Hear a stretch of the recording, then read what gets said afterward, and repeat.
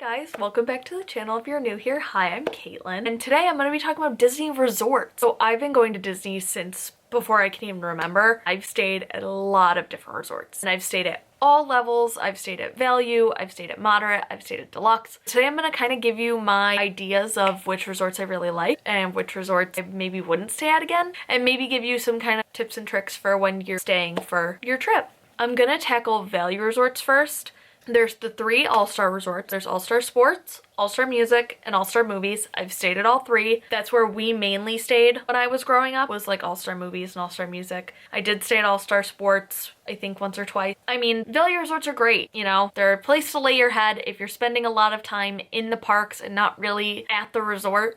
All-Stars are great. Like I said, that's what we did growing up because we spent all of our time in the parks, that literally we would just go back to the room, go to bed, wake up, and do it all again. So we didn't really spend a lot of time there. There are really great amenities, you know, with the pools, and honestly, I recommend them if you're not spending a lot of time at your resort, or really you're just looking for somewhere on property so you get those extra perks of being able to go in early. The buses, I totally recommend them if you're looking to like go on a budget. Value resorts are great. Also included in value resorts is Pop Century, which I love Pop Century. It is my favorite value resort. I love that it has the Skyliner. That's such a perk. If you want to stay somewhere that has different travel amenities, like the buses or the Skyliner or anything, Pop Century's great. The theming is awesome. That's another thing I love about value resorts, is just how themed they are. It is so Disney, and it's so fun, especially if you're going with little kids. Having all of that everywhere is just so cool. I love the theming. I love the rooms. I love the Skyliner. Is literally my favorite transportation in all of Disney World. It's a huge perk, especially for a value resort. It's great. Next up is moderate resorts. I've only stayed at two of the moderate resorts. I've stayed at Port Orleans Riverside, and I've stayed at Coronado Springs. I really enjoyed both of them. My one thing that I would want you to be aware of is that a lot of moderate resorts, I think the only one that doesn't is French Quarter. Because of how big the moderate resorts are, there is like an internal bus system. So there's multiple bus stops. The property itself is just like decently sized. So if you're somebody who isn't a huge fan of that, I know I'm not the biggest fan of internal bus systems. I kind of just like to go one stop and be where I gotta be. I mean, it's not the end of the world. Again, if you're going on a budget, moderate resorts are great. They have a fifth sleeper, which for me, being in a family of five, that's usually how we ended up going, was staying at Port Orleans Riverside, me staying on the little cot because I was the youngest. Moderate resorts are great. Again, theming, it's not as in your face as value resorts, which, I mean, if you're somebody who's not a huge fan of like overly Disney theming, but still kind of want something, those are really nice. I love Port Orleans Riverside theming. I love the vibe. I love just the ambiance of it. Like, I'm somebody who, Princess and the Frog is my favorite movie. Riverside and French Quarter really kind of capture that essence of New Orleans, and I just love it so much. I love the carriage rides at Riverside. I feel like it's such a cool experience. I've never gotten to do it, but I've seen people do it and it looks so fun. With Coronado Springs, we didn't stay in the tower, which, I mean, if you can stay in the tower, I definitely recommend it, but we were right outside of it. We were the first building next to it, so that was kind of nice that we got to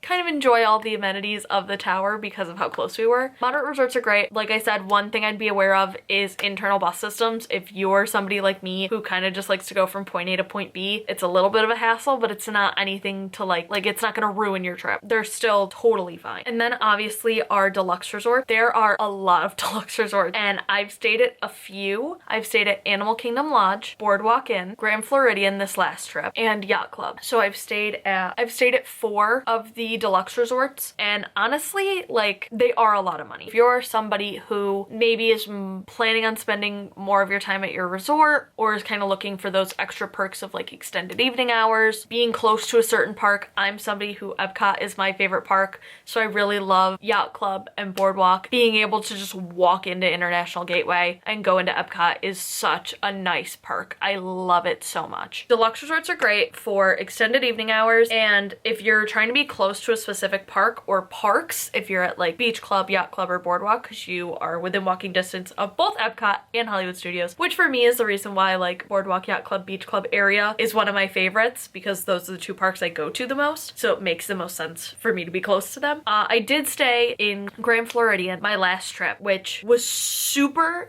exciting because we've always talked about wanting to stay there, and then we kind of just finally bit the bullet and did it. And as someone who, I'm gonna make a controversial yet brave statement here, Magic Kingdom is not my favorite park. It's honestly like third to last. It's not my favorite. It's just there's not as much there for me personally. So staying in a Magic Kingdom resort, if you are planning on spending a lot of your time in Magic or even Epcot because you have the monorail literally connected to the resort, is really nice. Animal Kingdom Lodge, I stayed there during Christmas of, what year was that? Christmas of 2023. And that was really, really cool. I love the decorations. It was so beautiful. But also like you have a safari outside of your room, which is so, so, so cool. Even if you don't have like a specific like safari room, like we didn't have a safari view room, we still would wake up and see giraffes and zebras outside of our room, which was so, so, so cool. And also, again, if you want to be close to Animal Kingdom, you're right there. It's maybe like a 5-minute bus ride at most. So if you're somebody who plans on spending a certain amount of time in a certain park or parks, being close to those is really nice. And also having those extended evening hours where you have 2 hours to just ride rides, so it gives you a little bit more time to relax during your day. I know for when I've stayed at Deluxe resorts, we either take a midday break and then end up going back and using that time, those 2 hours, to ride rides that we would have ridden during the day, as well as kind of being able to enjoy a lot of the amenities of these resorts. I know a lot of them have really, really, really awesome pools. I personally really love the pool at Boardwalk.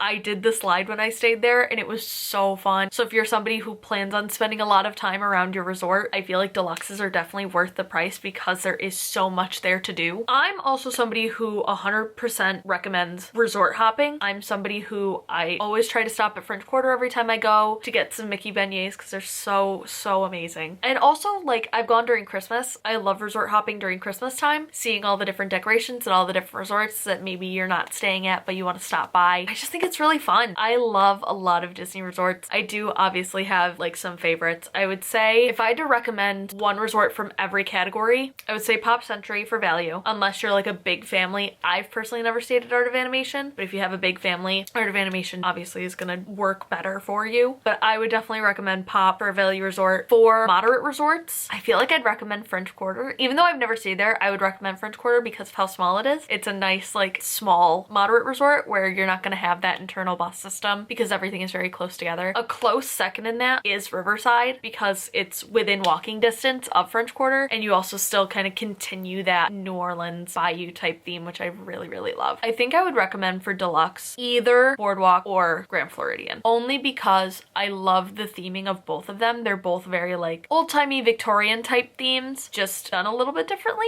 where Boardwalk is more obviously like a New Jersey pier type vibe and Grand Floridian is more of that elevated Victorian vibe. They're both so beautiful. There's so much there. They're so fun, and you're close to two really, really awesome parks. At least with Boardwalk, you're really, really close to Epcot and Hollywood, which is amazing. You also have the Skyliner right there, so even if you didn't want to walk to Hollywood, you can hop on the Skyliner and take that instead. And then with Grand, obviously you have the monorail that'll take you right to Magic Kingdom. You are literally the last stop before it goes to Magic. So as soon as you get on the monorail, you're heading straight to Magic Kingdom, which is so awesome. I think that's it. If you guys have any other questions or anything that you maybe want me to go more in depth on, totally, you know, sound off in the comments, and I will see you guys in the next one. Bye!